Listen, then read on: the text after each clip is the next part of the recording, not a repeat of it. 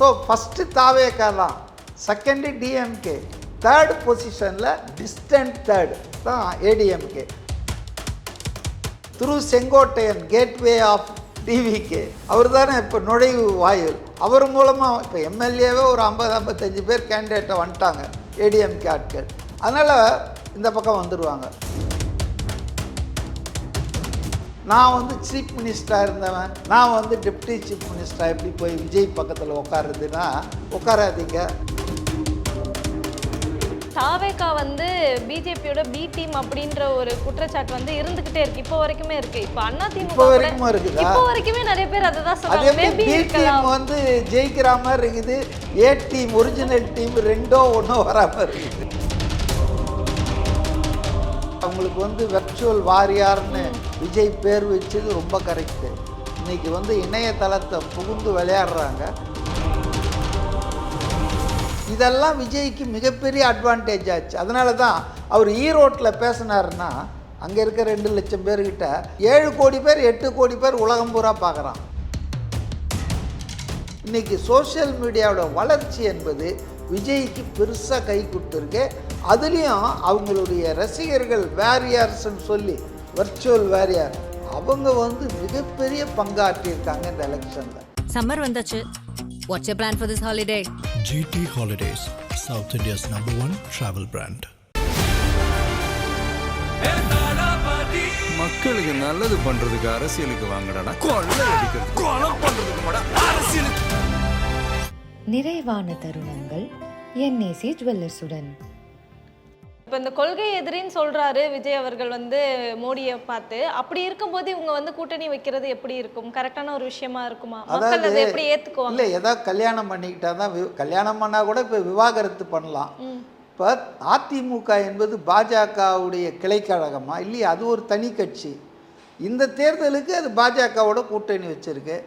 2024 கூட்டணி வைக்கலையே, தனிச்சு தானே போட்டாங்க. ஸோ இது ஒரு தேர்தல் கூட்டணி தாங்க. தேர்தல் முடிஞ்சால் குடிகாரன் பேச்சு, பொழுது விடிஞ்சால் போச்சுன்னுவாங்க இல்லை, அது மாதிரி ரிசல்ட்டு முடிஞ்சோன்னா அவங்கவுங்க வேலையை பார்க்க வேண்டியது தான். On issues they may unite, they may oppose. அதனால் வந்து இங்கே பர்மனன்சின்னு ஒன்றும் கிடையாதுங்க. அரசியலில் நிரந்தர பகைவர்களும் கிடையாது, நிரந்தர நண்பர்களும் கிடையாது. இப்போ திமுக பாஜகவோட கூட்டணி வச்சுதே இல்லையா? ஆட்சியிலே பங்கு பெற்றிருக்காங்க. வாஜ்பாய் ஆட்சியில் இங்கே முதல் சட்டமன்ற தேர்தலில் பாஜகவோட கூட்டணி வச்சு தான் கலைஞர் 4 எம்எல்ஏவை பாஜக மூலமாக தமிழ்நாடு சட்டசபையில் கொண்டு வந்ததே திமுக தான். இன்றைக்கி நாங்கள் தான் பிஜேபிக்கு எதிர்ப்பாளர்கள்ன்றாங்க. இது எல்லாருக்கும் தெரியுங்க. அதனால் அதிமுக முன்னால் இருக்கக்கூடிய ஒரே வழி, அதாவது அவங்க நினைக்கிற மாதிரி அவங்களுக்கு மெஜாரிட்டி கிடைச்சா அவங்க ஆட்சி அமைக்கட்டும், நான் வேணான்ல, அதை நான் வந்து கெடுக்கிற ஆள் இல்லை. ஆனால் சாதாரணமாக அவங்க டிஸ்டன்ட் தேர்டில் தான் இருக்காங்க ரேஸில். They are not even in second. Where is the question of first? So first TVK தான், செகண்டு டிஎம்கே, தேர்ட் பொசிஷனில் டிஸ்டன்ட் தேர்ட் தான் ஏடிஎம்கே.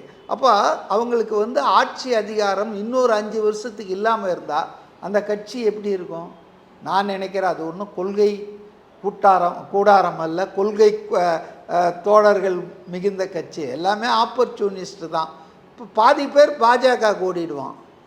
இப்போ எஸ்பி வேலுமணி, தங்கமணி, இந்த ஊழலில் மாட்டிடுவோம் பூரா அது பெரிய வாஷிங் மிஷின் வச்சுருக்காங்க இல்லையா? அது ஆட்சியில் வேறு இருக்க போகுது 29 வரைக்கும். அதனால் ஒரு பாதி பேர் அங்கே தாவுவான்.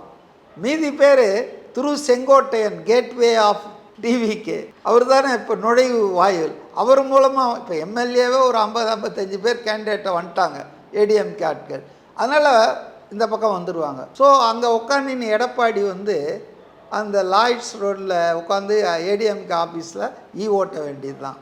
அதனால் அவருக்கு அவர் ஏடிஎம்கே முன்னால் இருக்கக்கூடிய ஒரே சோபர் லாஜிக்கல் ஒரு டிசிஷன் என்னவாக இருக்கும்னா, எப்படியாவது ஆட்சி ஆளுங்கட்சியாக மாறிடணும். இப்போ நான் சொல்கிறேன், தனிப்பட்ட முறையிலன்னா தாவேக்கா கூட இவங்க கூட்டணி வைக்கலாம். அவங்களும் இவங்களை அணுகுவாங்க. இன்னும் பழைய பேசாதவங்க இல்லை. ஹூ இஸ் த சீஃப் மினிஸ்டரில் தான் அவங்களுக்குள்ள முறிவு வந்தது. இது எல்லாருக்கும் தெரியும். 2 பேரும் ஒன்றும் கொள்கை முரண்பாடு உள்ளவர்கள் இல்லை. ADMK is not a communal party. Although it had alliance with BJP, அது ஒரு மதவாத கட்சி இல்லை, அது வந்து எம்மதமும் சம்மதம்னு சொல்கிற கட்சி தான். எம்ஜிஆர் ஜெயலலிதாலாம் இருந்தப்போ ஜாதி மதங்களுக்கு அப்பாற்பட்ட கட்சியாக தான் அது இருந்திருக்கு. அதனால் there is nothing wrong in having alliance between TVK and ADMK. அதில் according to their number game தானே. முதலமைச்சர் பதவி உங்களுக்கு ஓணுன்னா நீங்கள் தானே முதல் ஆளாக இருக்கணும். நீங்கள் 20 இருந்துக்கிட்டு அவங்க 70 இருந்தால் எனக்கு முதலமைச்சர்னு கேட்டால் அதை யாராவது ஒத்துக்குவாங்களா? கேட்கவே உங்களுக்கு தோணாது. அதனால் அட் பெஸ்ட்டு உங்கள் பெர்ஃபார்மன்ஸ் அடிப்படையில் இத்தனை மந்திரிகள் கொடுங்க, டெப்டி சிஎம் கொடுங்க அப்படின்லாம் கேட்டு வாங்கலாம், பார்கெயின் பண்ணலாம். நான் வந்து சீஃப் மினிஸ்டராக இருந்தவன், நான் வந்து டெப்டி சீஃப் மினிஸ்டராக எப்படி போய் விஜய் பக்கத்தில் உட்காருதுன்னா உட்காராதீங்க. கட்சி பொதுச் செயலாளராக நீங்கள் கட்சியை நடத்துங்க, உங்கள் விசுவாசி 4-5 பேரை மந்திரி ஆக்குங்க. ADMK is becoming a ruling party, அதுதான் முக்கியம். எடப்பாடி முதலமைச்சர் ஆகிறதை விட ஏடிஎம்கே ஷுட் சஸ்டைன். அந்த கேடர்ஸ் அந்த நம்பி ஓட்டு போடுறான் இல்லை, 20% ஓட்டு வாங்குவாங்கல்ல, அப்போ அதெல்லாம் தற்காக்க வேணும்ல. அப்போ என்னுடைய பாயிண்ட்டு, நான் எடப்பாடி பழனிசாமி சீட்டில் இருந்தேன்னா நான் என்ன நினைப்பேன்னா, by hook or crook ruling பார்ட்டியாக மாறிடுவேன். என் கட்சியை மாற்றிட்டு எனக்கு நம்பிக்கை உள்ள ஆட்களை நான் டெப்டி சிஎம் கூட ஏற்றுக்குவேன். ஏன்னா இது ஒன்றும் அரசியலில் ஈகோவே கிடையாதுங்க. இப்போ பாருங்கள், மகாராஷ்டிராவில் போன சட்டமன்ற தேர்தலுக்கு முன்னால் ஏக்நாத் சிண்டேன்னு ஒருத்தர் தான் முதலமைச்சராக இருந்தார், சிவசேனாவுடைய இன்னொரு பிரிவு. அவரை உடைச்சி தான் இவங்க பாஜக வந்து உத்தவ் தாக்கரேவை க்ளோஸ் பண்ணாங்க. ஸோ அவர் முதல்வராக இருந்தார். இப்போ ஒரு 3 வருஷம் கழிச்சு சட்டமன்ற தேர்தல் வந்தது. இப்போ பிஜேபி ஃபட்னாவிஸ் வந்து முதலமைச்சர் ஆகிட்டார். அவர் ஷிண்டே கிட்ட டெப்டி சிஎம்மாக இருந்தார் 3 வருஷம். இப்போ அவர் சிஎம், ஷிண்டே அவர்கிட்ட டெப்டி சிஎம் கிட்ட இருந்தவருக்கு இவர் CM. There is no ego, power தாங்க. உங்களை பவர் இல்லைன்னா பொண்டாட்டி கூட மதிக்க மாட்டா, எவனும் மதிக்க மாட்டான் காசு இல்லைன்னா. அது மாதிரி அரசியல்வாதிகளுக்கு அதிகாரம் ரொம்ப முக்கியங்க. அதிகாரத்தை நீங்கள் இல்லை, இது கருணாநிதி ஒரு எக்ஸப்ஷனுங்க. 13-14 வருஷம் அவர் ஆட்சியில் இல்லாமல் இருந்தாலும் அந்த கட்சியை வந்து ரொம்ப காப்பாற்றி வச்சார். அதுக்கு எடப்பாடி ஒன்றும் கருணாநிதி கிடையாது. எடப்பாடிக்கு கருணாநிதியுடைய எக்ஸ்பீரியன்ஸும் கிடையாது, ஆளுமையும் கிடையாது, அந்த அளவுக்கு திறமையும் கிடையாது. அதனால் எடப்பாடி முன்னால் இருக்கக்கூடிய பெஸ்ட் கோர்ஸ் ஆஃப் ஆப்ஷன் வந்து நான் வந்து ஆளுங்கட்சியாக என் கட்சியை மாற்றிடணும். அதில் ஒன்றும் தப்பு இருக்கிறதா போல் எனக்கு தெரியல. ஓகே சார், இப்போ ஒரு சைடு வந்துட்டு இந்த பேச்சுவார்த்தை தொடங்கிட்டதாக நேஷ்னல் மீடியாவில் நேற்று ரிப்போர்ட் ஆச்சு.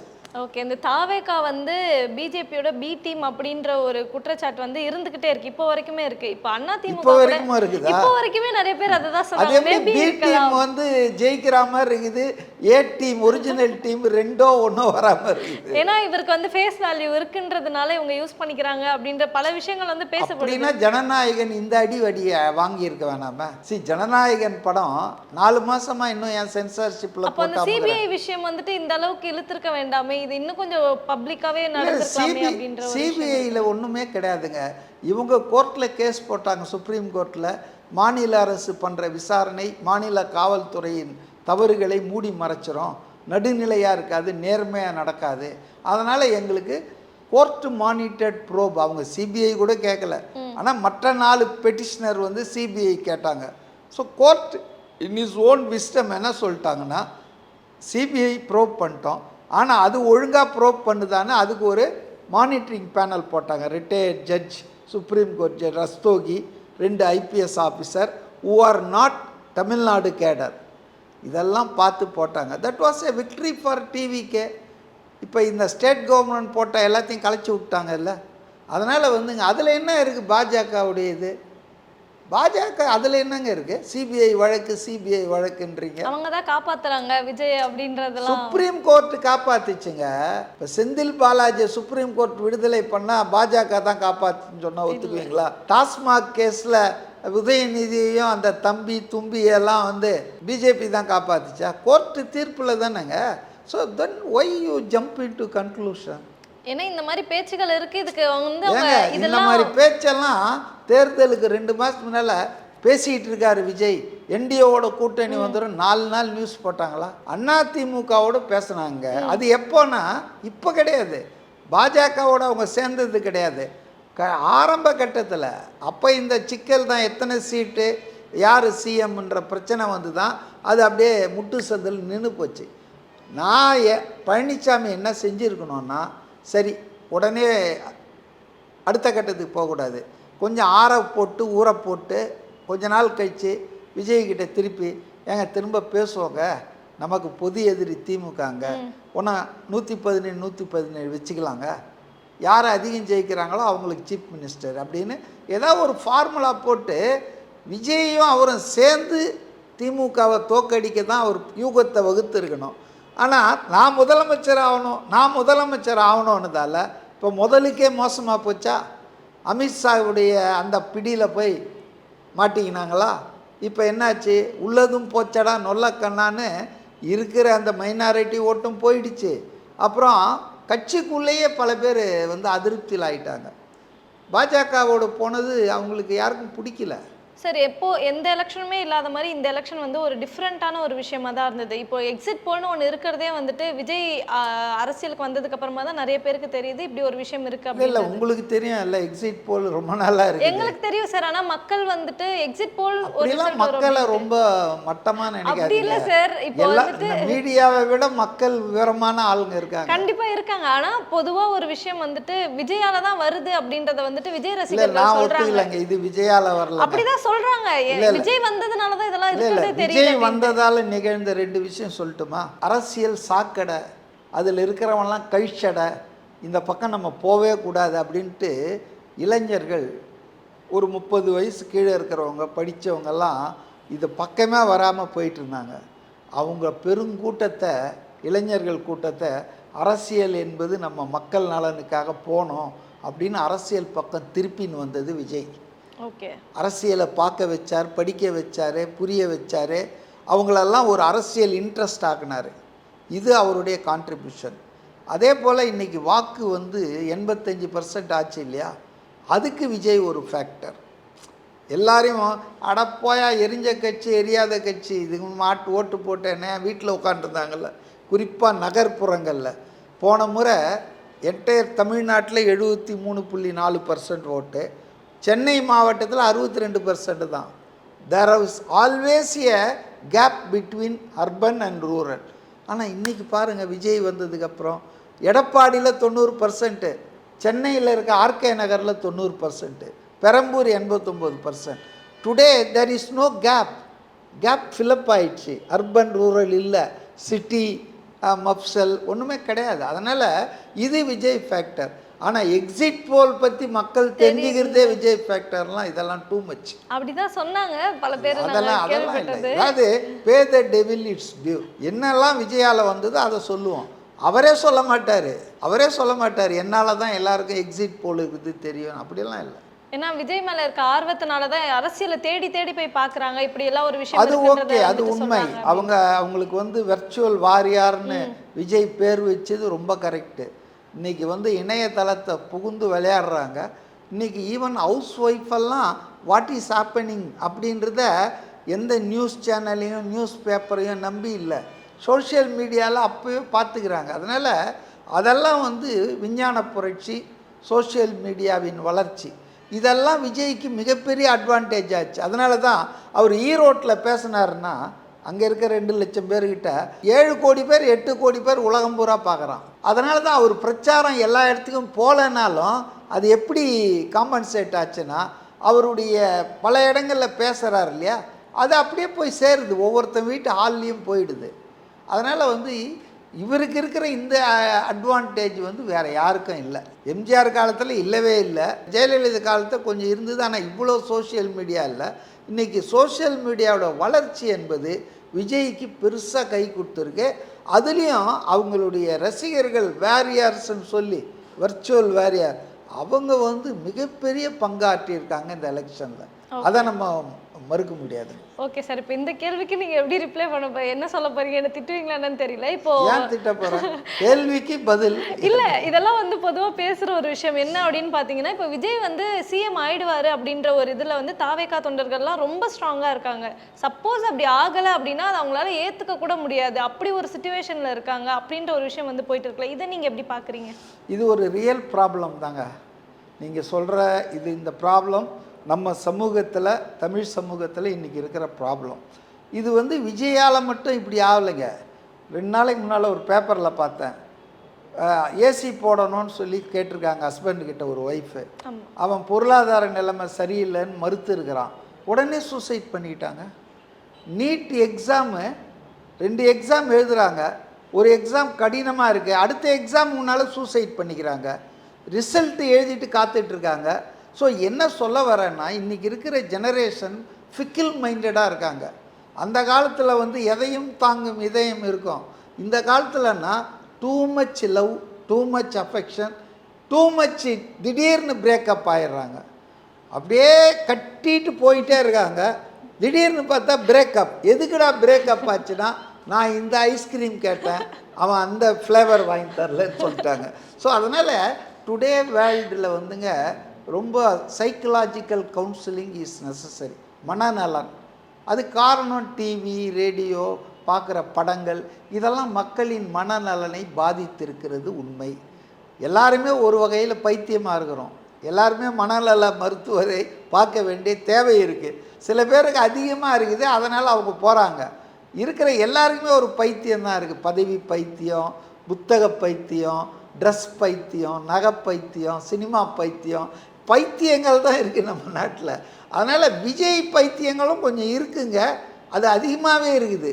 அதுவும் அவங்கெல்லாம் வந்து ரொம்ப அதிகமான அன்பு, லவ், அஃபெக்ஷன் இருக்கிறதால அவர் ஜெயிக்கலைன்னா அதிர்ச்சி அடைஞ்சு ஹார்ட் அட்டாக்கே ஆகிடுமோ அப்படி கூட சில பேர் இருக்காங்க. அப்படி இருக்காங்க. நான் வந்து சிரிக்கிறதுக்காக சொல்ல, சீரியஸாக சொல்கிறேன்.